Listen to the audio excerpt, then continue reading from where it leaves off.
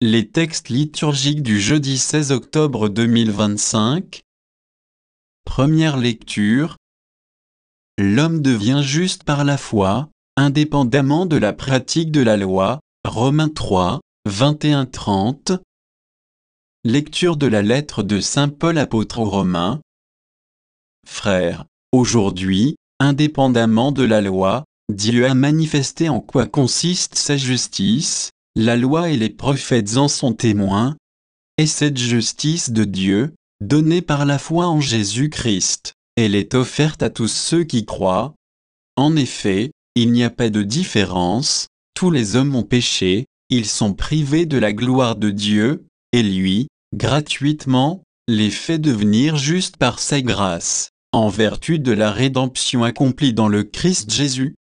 Car le projet de Dieu était que le Christ soit instrument de pardon, en son sang, par le moyen de la foi.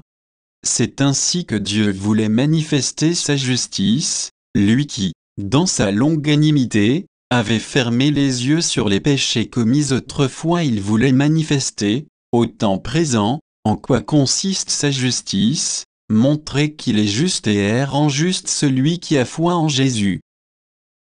Alors, y a-t-il de quoi s'enorgueillir? Absolument pas. Par quelle loi? Par celle des œuvres que l'on pratique? Pas du tout, mais par la loi de la foi. En effet, nous estimons que l'homme devient juste par la foi, indépendamment de la pratique de la loi de Moïse. Ou bien, Dieu serait-il seulement le Dieu des Juifs? Point d'interrogation. Et n'est-il pas aussi le Dieu des nations?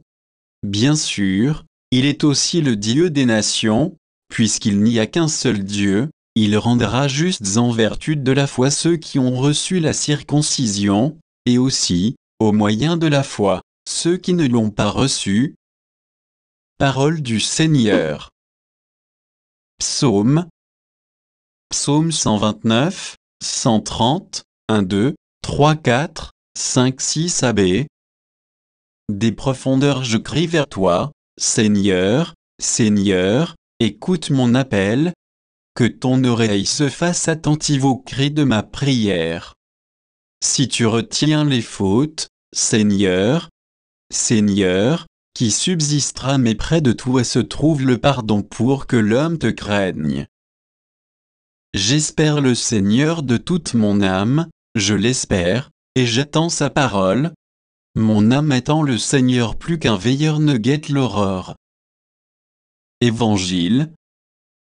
Cette génération devra rendre compte du sang de tous les prophètes depuis le sang d'Abel jusqu'au sang de Zacharie. Luc 11, 47-54.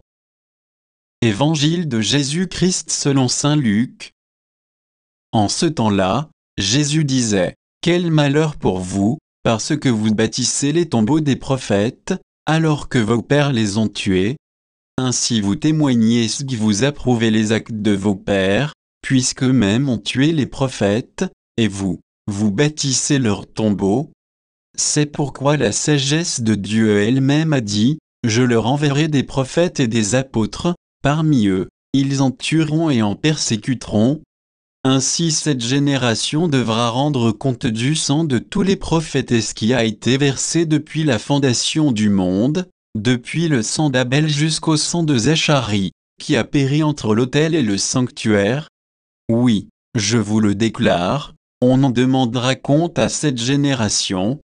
Quel malheur pour vous, docteurs de la loi, parce que vous avez enlevé la clé de la connaissance, vous-même n'êtes pas entrés, et ceux qui voulaient entrer, vous les en avez empêchés.